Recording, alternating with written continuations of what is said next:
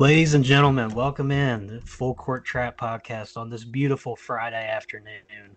I'm joined with my good friends Jake Roll and Dylan Durbin as usual. And as you can see, we have a new face with us today. Auburn Twitter's favorite personality and Alabama's least favorite, Brandie McLean, is here.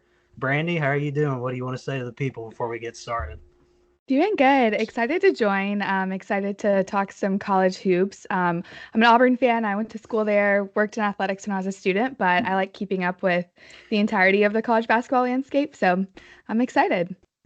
Yep, we're excited to have you here. I know the preview episode when Auburn comes to Rupp, that's going to get interesting with the Kentucky portion of the podcast we have here. So we'll see how that goes in March. But we had a lot of games this week, so let's not waste any time. We'll start with Auburn. They absolutely thrashed Mississippi State in the jungle on Tuesday. I really thought that would be a closer game than it was. I picked Mississippi State to cover on Fade the Trap. Didn't work out so good for me. They ended up losing 66 to 88. No Janai Broom, no problem so far, Brandie. Yeah, I know Chad Baker Mazara really stepped up. He basically went on a 10-0 run to start the game off and was kind of surprised that the guards played as well as they did because, yeah, I don't know. We just always have one guard who seems to be off in a game, and nobody was really off in that game. And Cheney Johnson really stepped up in the absence of Janai. And both Cheney and Dylan did a good job of being disciplined with fouling because that's going to be the big thing going forward without Janai is basically cutting down on fouling because we don't really have much depth in the front court without him. Yeah, no, and on the Mississippi State side of things, I mean, this is kind of back-to-back games, Jake. We saw it where Hubbard really couldn't find a groove for Chris Jans. We all know what he's capable of when he's clicking, but it kind of felt like this was doomed from the start when he was going out there and not really hitting. Yeah, Josh Hubbard is in the midst of a bad shooting slump. Granted, he had to see Lamont Butler and Denver Jones in back-to-back games. But yeah, Auburn at home was just a different beast. This one isn't really surprising to me. I thought maybe Mississippi State could keep it close. I said last time, if they were able to get out to a hot start.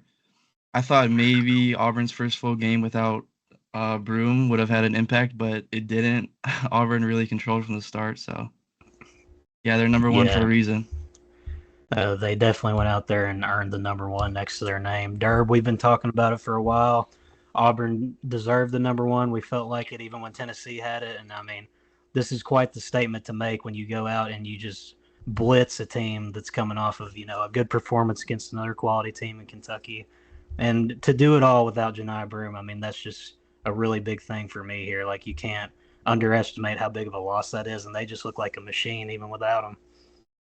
Yeah, Auburn's pretty much been the runaway favorite for number one all year long.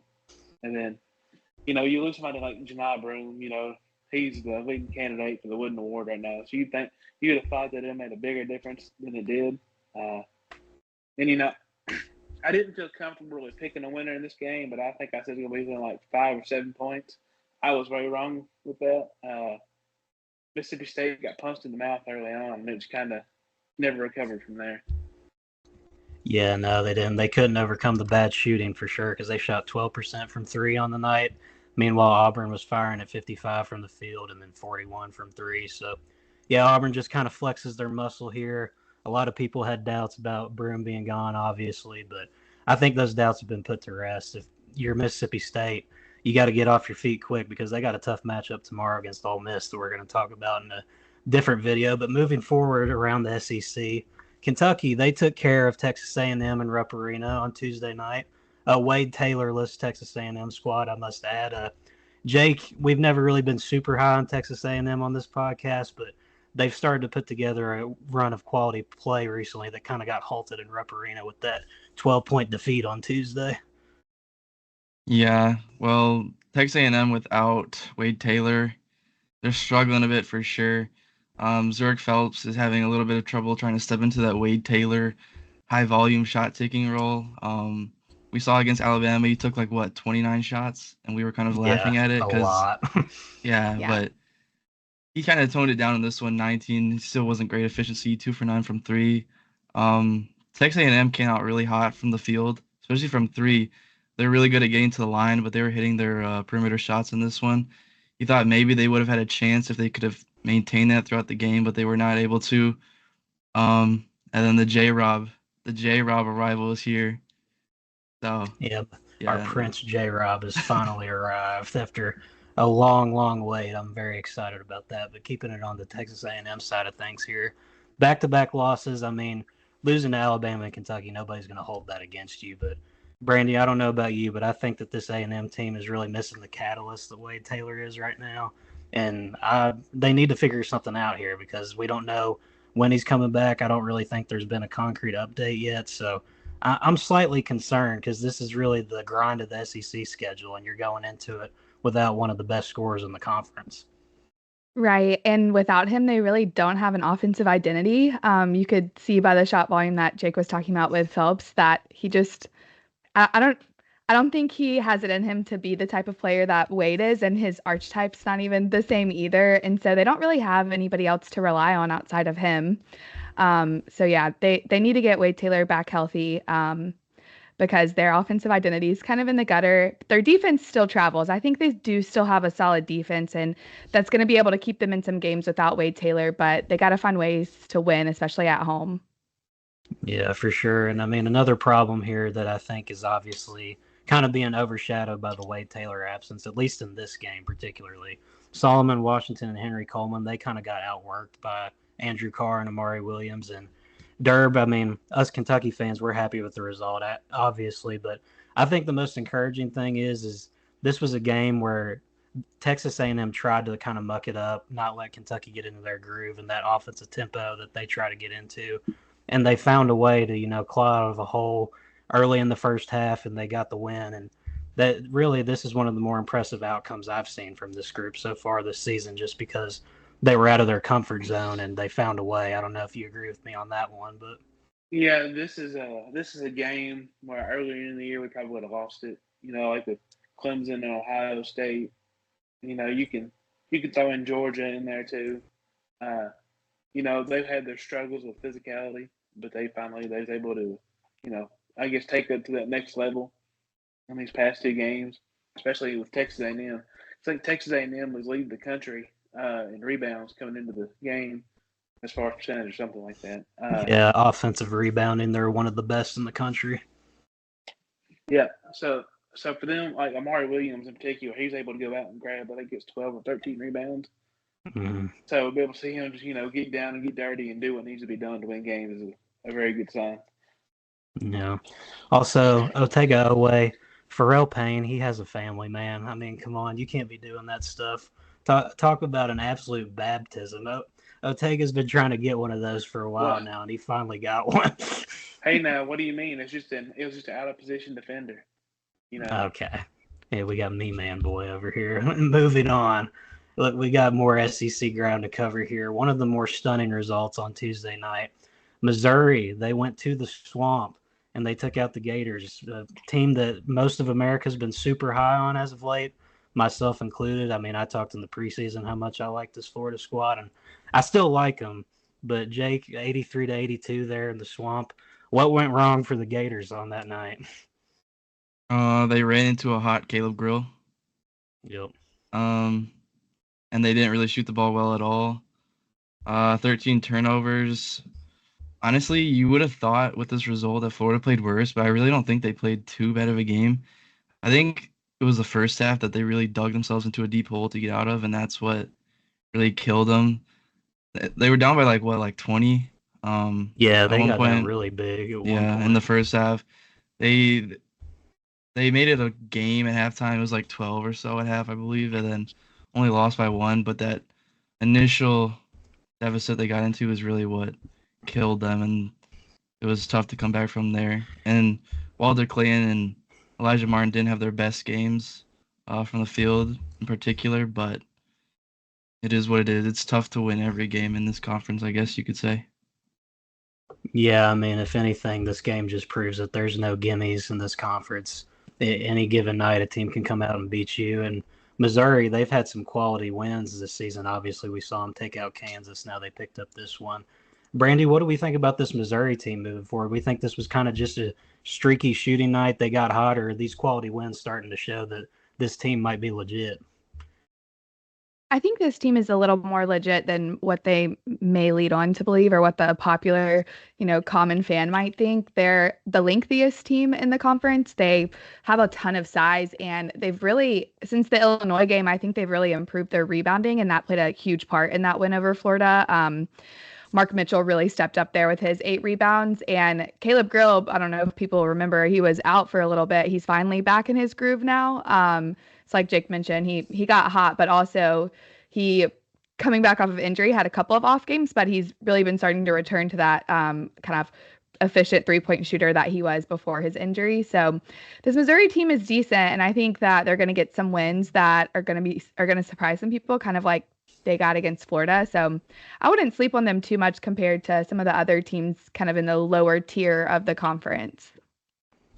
Yeah, for sure. Derb, I mean, we've been big fans of this Florida team, obviously. And the only thing I do worry about sometimes is when they do have a bad shooting night with the style of play they run, Walter Clayton, Elijah Martin, their kind of MO is 3-point shooting, Will Richard, obviously.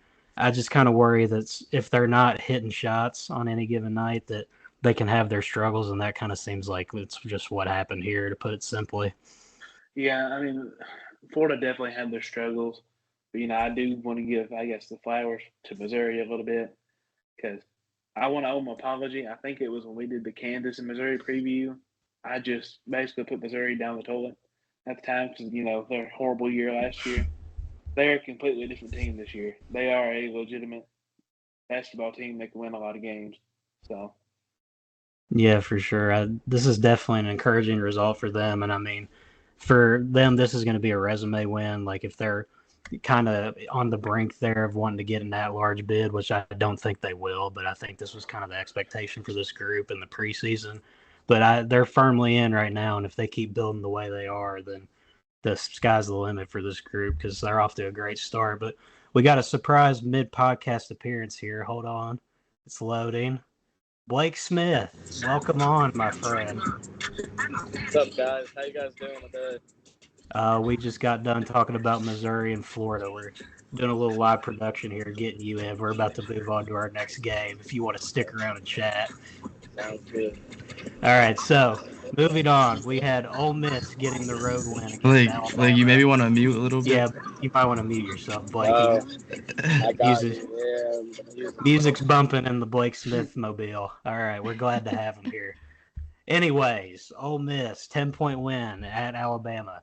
I did not see this result coming. I did think Ole Miss would keep it close, but to win outright and kind of control the game, very impressive if you're Chris Beard, sitting at 15-2 at the top of the SEC right now. Derb, the Rebels are off to a hot start. You got to be encouraged with what you're seeing there in Oxford. Oh, yeah, absolutely. And, Ole Miss has been a good team, throughout the year. And, I think it was unanimous that we thought Alabama was going to win. Well, Malik Diaz said no. He was a grown man out there. He put up, like 20 and 17 or something, or 19. It's something crazy. Mm-hmm. I mean, that's the kind of game you tell your kids about 20 years down the road. And they're both put together team. And then when you have guys that can go out there and just have those huge performances like that, it'll go a long way for you. Yeah, for sure. Malik Diaz, he's obviously been off to a good start in conference play. He had a good game when I watched him against Arkansas, too. I was impressed with him. But, Jake, what do we think about the Rebels moving forward here? This is another team kind of like Missouri. It felt like we almost slept on them a little bit in the pre-conference play just because of how loaded the conference is top to bottom. And then they go out and they take out a team that just made the Final Four last year, brought a lot of guys back, and is in the hunt at the top of the SEC this year with the Crimson Tide. Yeah, they've shown that they're definitely in play for the SEC title. Their defense is really legit. They forced 21 turnovers and held Bama to 0.8 points per possession in this one. And this was at Alabama, so we have to think about how impressive this was. They didn't even let Alabama get off more than 23-point shots in this one, and we know how much Nate Oates loves his perimeter shooting attempts for sure. 64 points. And yeah, the defense for sure was the main story in this one for Ole Miss. They completely shut Alabama down, and Malik Diaz owned the game. Yeah, he definitely did own the game. And shout out to Jamin Brakefield off the bench. He had 13, went 3 for 7, got a handful of free throw attempts there. Duke Brandie, legend. what do you think about seeing your rival go down in this one? What went wrong for Nate Oates and the squad there? Yeah, I honestly just didn't expect it at all, but Ole Miss has kind of impressed me lately with their defense. Holding Mark Sears to what they did in this game, and Chris Youngblood, really impressive stuff. And Alabama had 21 turnovers in that game, which I think is ultimately what led to them losing. Um, I don't really think it's anything to be concerned about if you're an Alabama fan. Their shot volume wasn't there from behind the arc. But it is interesting because Ole Miss didn't even have that great of an offensive game. They weren't super efficient from behind the arc. They're sub 30, and from the floor, I think they were sub 40, something like that. So I think defense was a big story here, and moving forward, that's going to be huge for Ole Miss and the rest of conference play. I don't feel like we saw that in their game with Memphis earlier this season where they got cooked inside by one of their former players. So for Ole Miss, I think this is a game that they can build on, especially on the defensive end of the floor. For Alabama, I don't think that there's like a bad takeaway that they can have other than the fact that like if you face another good defensive team again like this, you need to figure out how to get more shots off and play the style of ball that Oates likes to play.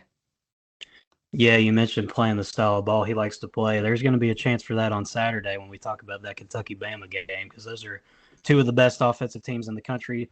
Now I'm going to turn to the Blake Mobile before we move on. Blake, you got any brief thoughts on the Tide going down in this one?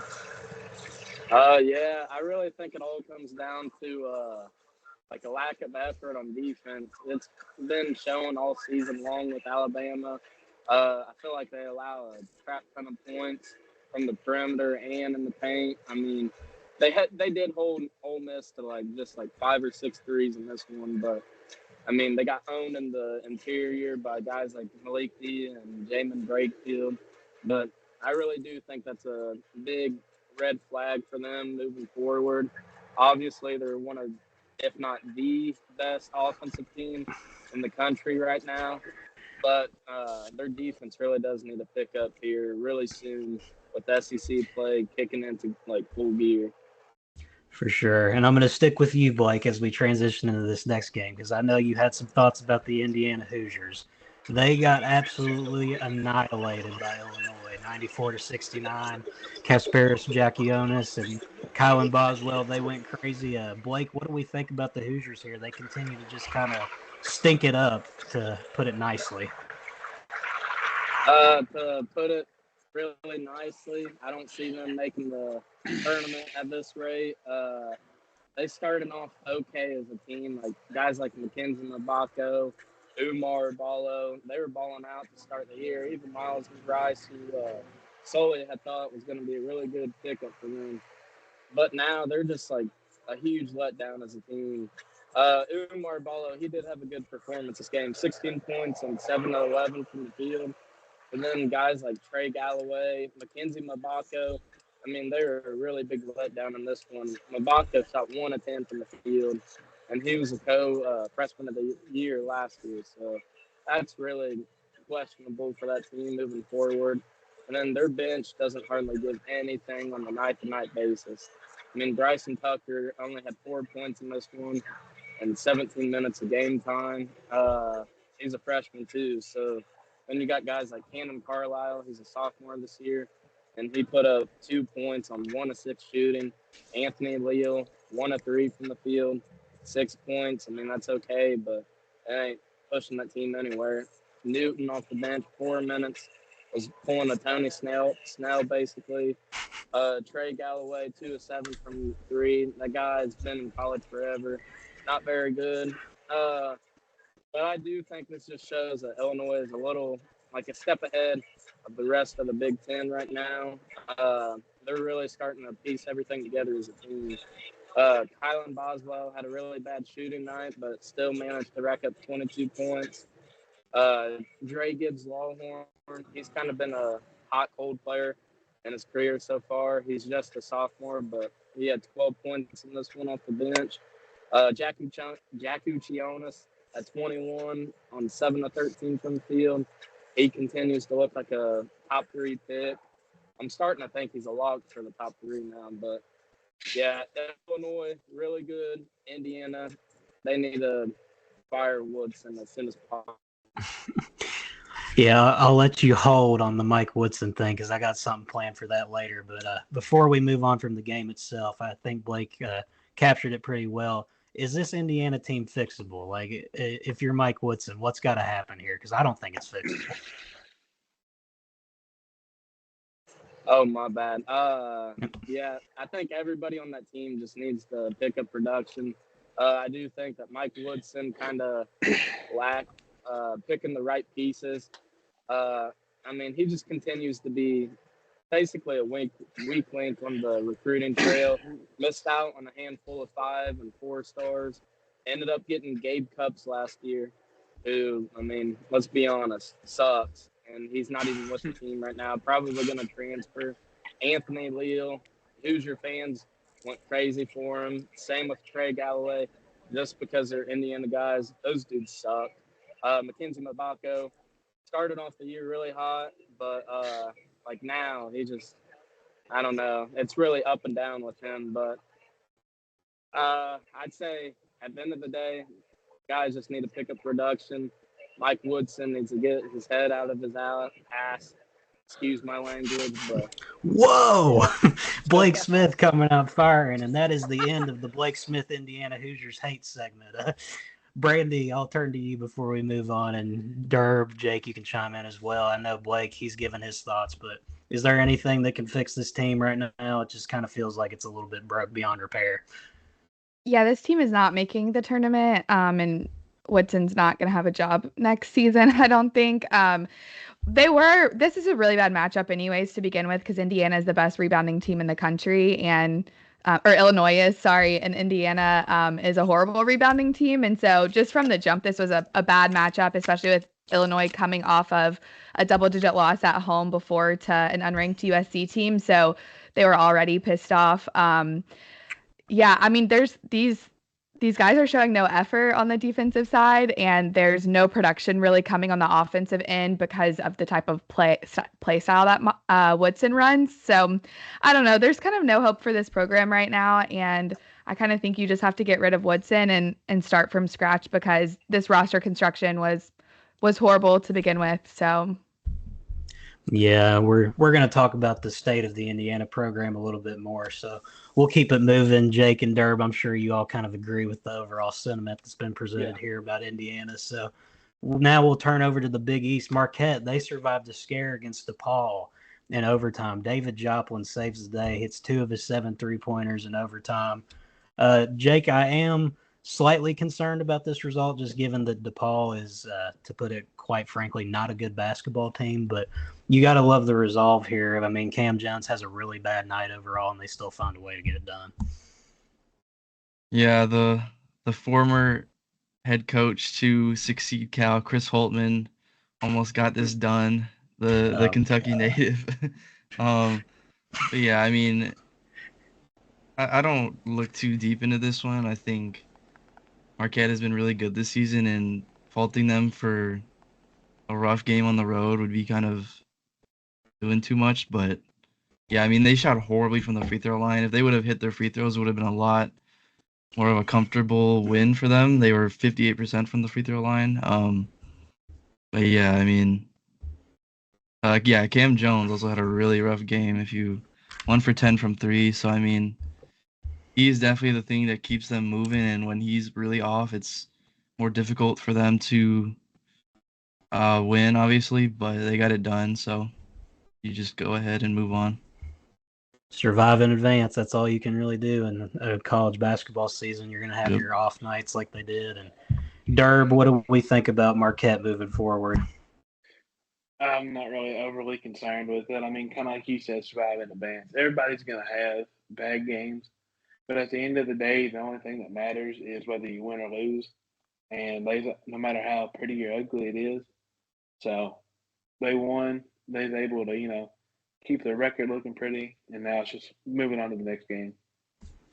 Yeah, for sure. And before we move on to the next game, I mean, Brandie, David Joplin, that's a hell of a game for him with 30 points there and 7 3-pointers. He kind of saved the day there for Marquette when Cam Jones wasn't feeling it on that night. Yeah, I mean his 3-point ball is on for him, and he was awesome to see. And DePaul's not as bad as they were last year. They are a better basketball team this year, but I really feel like DePaul kind of gift wrapped Marquette the win for this one. So it's hard to win on the road in every conference this year in college basketball, a lot of parity. And so for Marquette to kind of power through and get the win behind Joplin, but also Cam Jones at the very end kind of clutched up too. So um, yeah, I don't think there's anything to worry about for Marquette. Their defense still played really well, as most Shaka defenses do. So Yeah, that's Shaka smart MO there. Blake, before we move on, you got any burning hot takes about Marquette, or is this just like we've been saying, survive in advance, they got it done, move on to the next?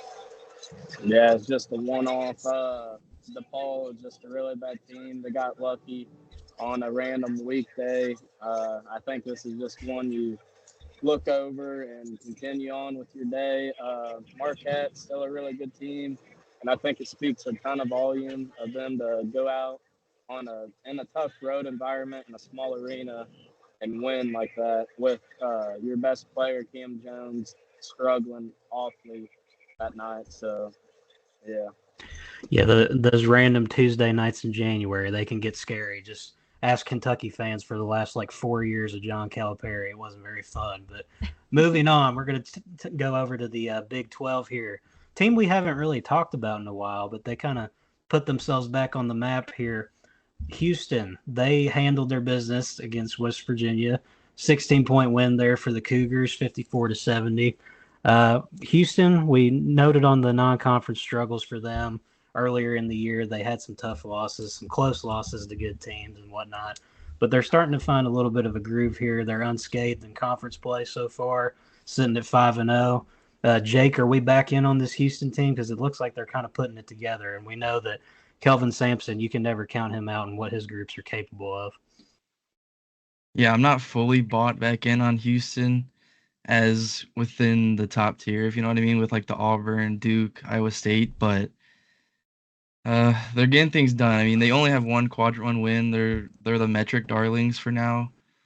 They have a trip to Kansas coming up in a week or two. We'll see how legit they are then. But for now, they're winning the games they should win, and so that's all you can really do. But yeah, we'll see, because the one quadrant run is kind of concerning a little bit. We're in mid-January, and you have one quadrant win, so we'll see.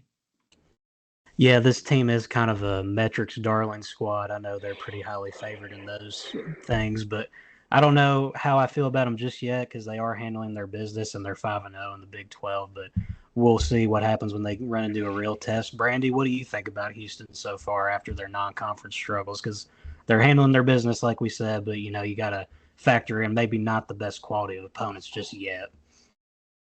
yeah, I mean, I actually think they're a really good team. Obviously, their defense is there, but the game against West Virginia, Juwan Roberts really had his best game of the season. He put up a season high 22 points, and finding offense for them is going to be like the key moving forward. LJ Cryer, if he's on, they're great, but if he's not on, then they have to find somebody else to go to on the offensive floor. So with Juwan getting going on offense in the paint, that's huge for them. So if he can kind of keep that going, then I think that they'll be a real contender moving forward.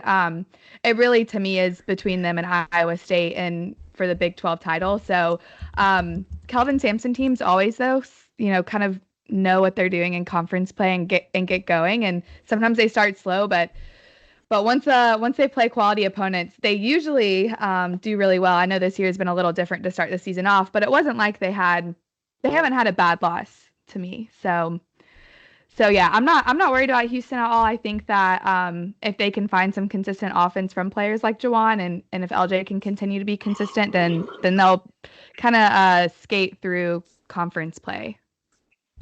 Yeah, for sure. Blake, I know that me and you in the past, we've talked to Sully and everybody about this Houston squad, and we felt that they kind of were needing a guy like Jamal Shed last year to kind of lead the way and be that bucket getter. But it looks like Juwan Roberts and LJ Cryer might be able to step into that kind of role after this performance because they look solid. We'll see what happens, but what do you think moving forward with Kelvin Sampson's group?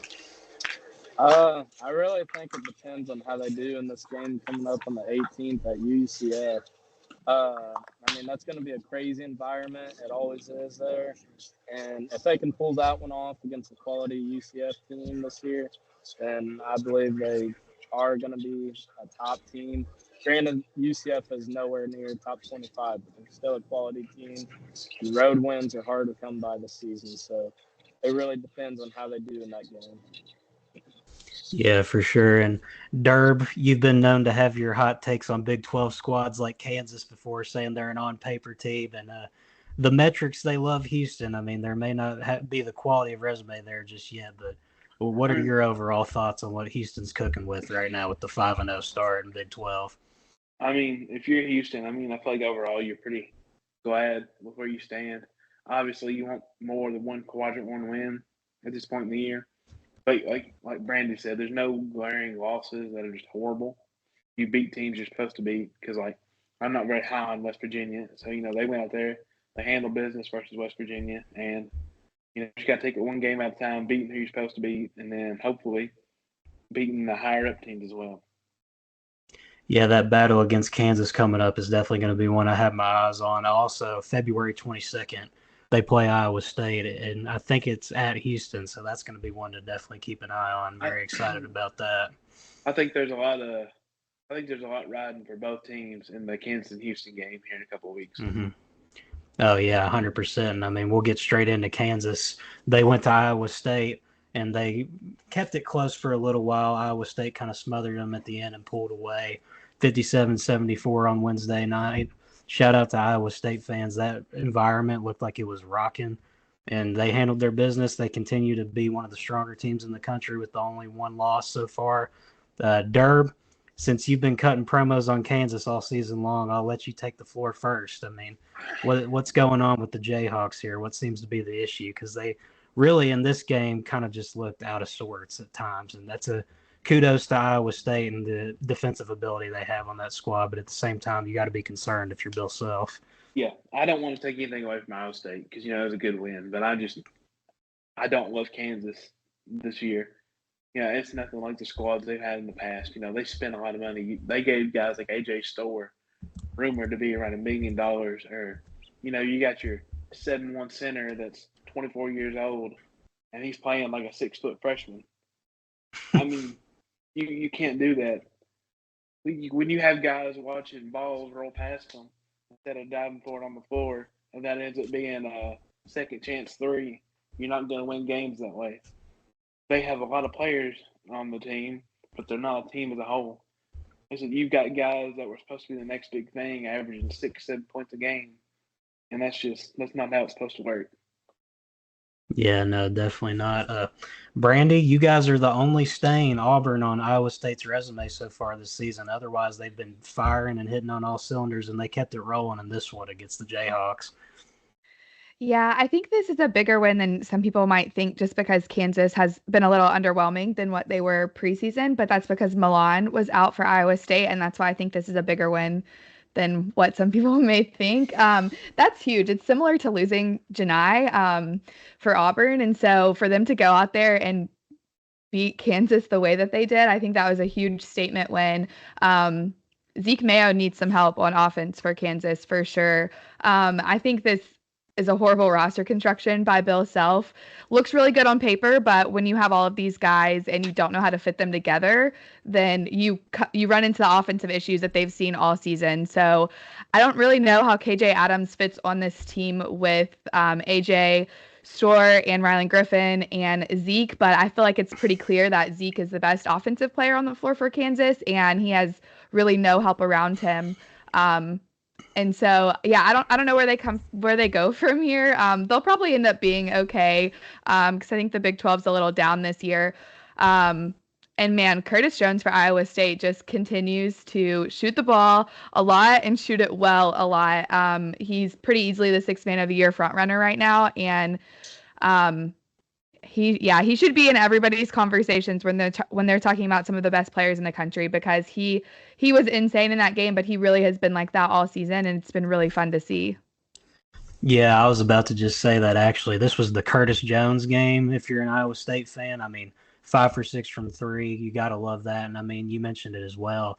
To do it without Milan, I mean, that kind of makes this even a bigger deal because he's obviously a key part to what they do. And you had to be impressed if you're a Iowa State fan to see Deshaun Jackson step into that role and kind of be able to be plugged in there and give you quality minutes, 17 and 4 on the night. Jake, what do we think about the Cyclones here? I mean, they continue to look like one of the best teams in the country. We've been talking about them all season long, and I feel like we're going to keep doing so because Otzelberger's got a squad there. Yeah, they're contending Auburn and Duke for the best team in the nation for sure.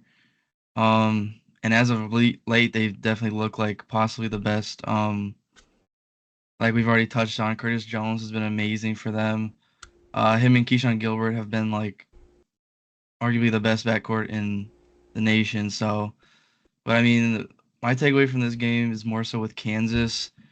Bill Self went to the portal to fix last year's roster with the lack of shooting they had.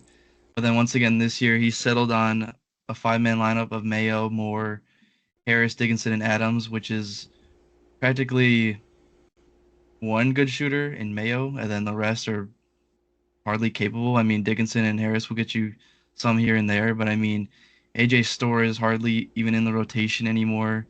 Rylan Griffin has been improving since the start of the year for sure. When they thought he was maybe a dud, but he's not even getting as many minutes as he was at Bama. So you start to even wonder why Bill Self went to the portal to get these guys. Like it seems like nothing has changed. Like it's the same story as last year.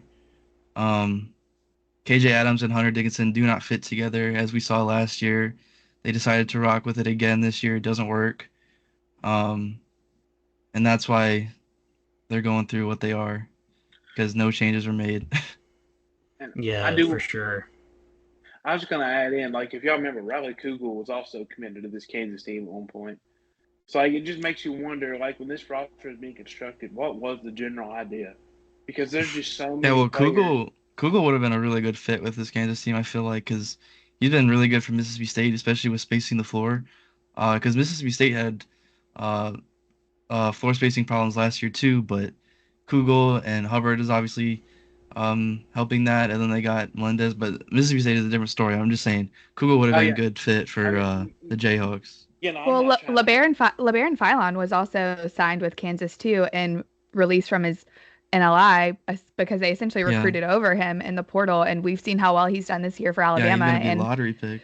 He's like in one and done conversations, and so you really have to kind of question the talent evaluation and just the fit for these players. When you think about Kugel and Philon, those are two guys that are good on the offensive side of the floor, and probably both better than what KJ Adams has been for them this year. Yeah, no, that's how I feel. Shaquille Moore was practically LeBaron's replacement too, and he's like completely the opposite of LeBaron, like more so a defensive-minded guard. Doesn't do much for you on offense. Occasionally will, but he's not really offensive-minded at all. But yeah, I mean, I think we have to think about Kansas missing Elmarco Jackson still as well. I don't know what his timeline is. I haven't looked into it for a while, but yeah, it's not looking good for Kansas right now, especially offensively. Yeah, no, it's definitely not. Before we move on, Blake, you got any major takeaways other than what's already been discussed when it comes to Kansas and Iowa State? Not really. I just think that Bill Self kind of decided to go with like a bunch of number one options on Power 5 schools and thought that would have worked for them. And at the end of the day, that's not really a recipe for success. I'd much rather get a bunch of guys that can cohesively come together instead of just getting some of the quote-unquote top names in the portal. I'd rather get guys that like actually fit the system. And that's where I feel like Bill Self failed at the end of the day. He just got a bunch of big names instead of people who he thought felt like fit their like mentality as a team, their offense, their defensive-minded side, things like that. Yeah, and I mean, not to dunk on Bill Self here. He's obviously a great coach. His resume speaks for itself. This just seems kind of like a dud in roster construction. And don't get me wrong, this team, there's enough talent there. They're going to pick up some wins. They're going to be comfortably in the tournament. They're probably going to have like a top 5 seed, I would imagine. So It's just a matter of if this group is going to really like reach the potential that a lot of people thought, and that seems kind of uncertain right now. But we'll turn away from them for now and go back to the SEC. Tennessee, after a very ugly first half against Georgia, won by 18 on Rocky Top, 56-74. Big story here for me is obviously this game was a rock fight in the first half, and Zakai Ziegler and Jordan Gainey kind of made plays there to propel them over Georgia. And I mean, Brandie, this Georgia team, they've got some good wins. Obviously, the one against Kentucky and Oklahoma. It's a decent squad, but this was kind of a game where it feels like Ziegler and Gainey saved them, and I'm a little bit concerned about that moving forward because when Chaz Lanier is playing as bad as he did in this game, I feel like against higher level opponents, that's going to be very concerning for them. Yeah, Chaz just hasn't been all that impressive since conference play has started, which is concerning. And also Zakai went off in the second half, especially from three, and he is not known and never has been known to be an efficient three-point shooter. And so you're not going to get that kind of game from Zakai often, if ever again. So that's probably a little concerning for Tennessee. On the Georgia side of the ball, they have some concerns in their guard room, I think, from the on the offensive end. They're really athletic in the front court and they rebound the ball well, but they have some shooting problems that they have to figure out if they want to be able to compete in this league and be safely in the tournament and off the bubble. So I think Tennessee's defense is still really strong, but they have to find something on offense outside of just Chaz because he clearly has been struggling to start off conference play, and their schedule does not get easier as the year goes on. Yeah, and I mean, I'm looking at some splits for Chaz the last couple of games. He played very well against Arkansas, which, I mean, everybody's playing well against Arkansas right now. That's not much of a story. But against Florida, he had 10 points and shot 11% from three. Against Texas, 10 points again, 33% from three. And then in this one, 5 points, 11% from three. Jake, this is a guy that Rick Barnes kind of brought in to be that Dalton Connect light, and he's really not filling that role as conference play has picked up. And if you're Rick Barnes, I think that's got to be something you need to see happen if you really want to reach this team's max potential. Because, like Brandie said, Zakai Ziegler can't be the guy that's going out there and getting you buckets because that's just not his role. Yeah, Chaz has struggled mightily since conference play started. If it wasn't for the Arkansas game, he'd be averaging under 10 points per game. Even with the Arkansas game where he exploded for like 29, I believe. He's shooting sub 30% from the field and from three on like 15 attempts per game. So he's just out there chucking at this point. Like he hasn't been what he was in the non-conference, that's for sure. But so I don't know if it's just like coincidence or if it's something SEC defenses are impacting him with or what it is. But yeah, he has not been good. Luckily for Tennessee, they got Georgia on the road, and Georgia didn't get to shoot 40 free throws, so they were not really competitive in the second half. They kept it close for the first half, but they only got to shoot 12 free throws in this one. We know that that's what they rely on for their offense, but outside of that, they're pretty inept on that side of the ball. So yeah, if you're only going to shoot 12 free throws as Georgia, you're not going to win many games, especially on the road against top 10 opponents. Yeah, I didn't want to be the one to call out the free throw thing, but I definitely see the vision on that one, Jake, and I'm in agreement with you on that because those games that they did win, I mean, you can't discredit them, but they did pile up a lot of free throws. But go ahead, Derb. I didn't mean to cut you off there. No, you're good. I was just, there was a lot of Tennessee talk there, and that's kind of where I was going to go. I kind of talked about it whenever we was talking about it in the previous podcast. Georgia, you can't expect to win a physical ball game against Tennessee at Tennessee because they're going to have the home whistle. You got to be better than they are, and they just simply aren't, and that's about as simple as it can get. Yeah, it is pretty simple overall. I mean, Blake, I think this read I have on this Tennessee team so far, it seems like that they're, Rick Barnes, he's obviously always going to have a scrappy defensive group, but I feel like their offensive potential is kind of limited by only having that one go-to guy. Yeah, I can't really get a grasp on this Tennessee team. Like some games they look dominant, and then there's other games where you take a look at them and you're like, man, this team's not going to make a deep run at all. And I feel like them relying on Chaz Lanier as the guy to win or lose by is not really a winning method. Like preseason, I had my concerns about him against like Power 5 comp. I mean, before conference play started, he was really going off.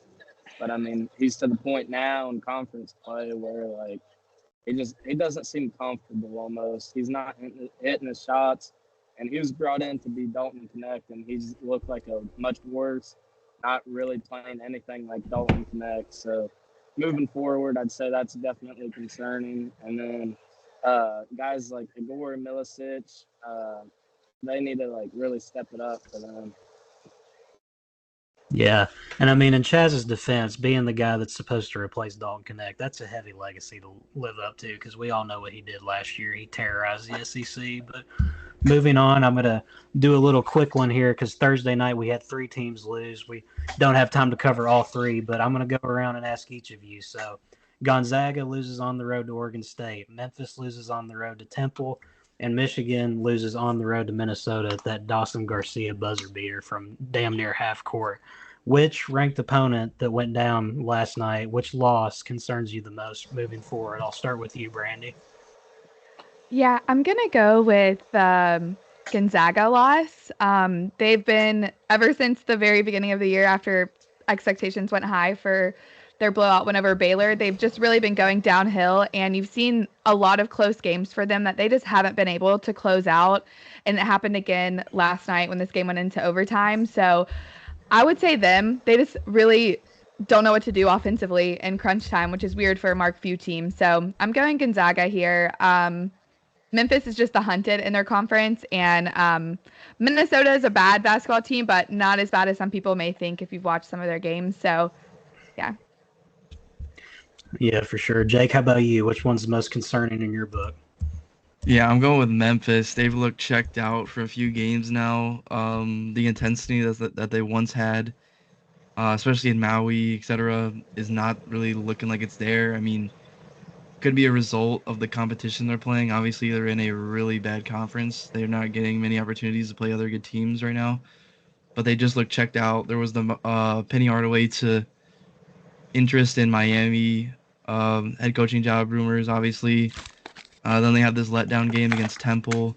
They got out rebounded by like 20 rebounds, I believe, around there, to a Temple team that obviously doesn't have 1/10 the talent that they do. So I mean, it's just a combination of effort, intensity, whatever. So I don't know. Like Memphis is definitely the most concerning to me because they kind of went down this path last year where they had a good non-conference and then they start looking lackadaisical once they get into conference play and it just all falls apart. Yeah, for sure. Blake Smith, live from the Blake Mobile. Which team are you most concerned about as you sit there on your journey home? Oh shit, I'm unmuted already. My bad. You're good. Gonzaga. I definitely think it's Gonzaga. I mean, I don't have the statistics in front of me, but they got to be one of, if not the worst team in the second half. I feel like every time I tune in, they're either in crunch time, losing the game, or they're just flat out like handing it to the other team, still pulling the game off. Just they fold under pressure, I feel like. And I mean, Brandie said it best. This isn't like characteristic for a Mark Few team. And we really do need to see them pick up production here moving down towards March because it's coming quick. Yeah, for sure. Derb, second to last but not least. What do you think? I mean, to me, the worst loss there's got to be Gonzaga, just being who they are.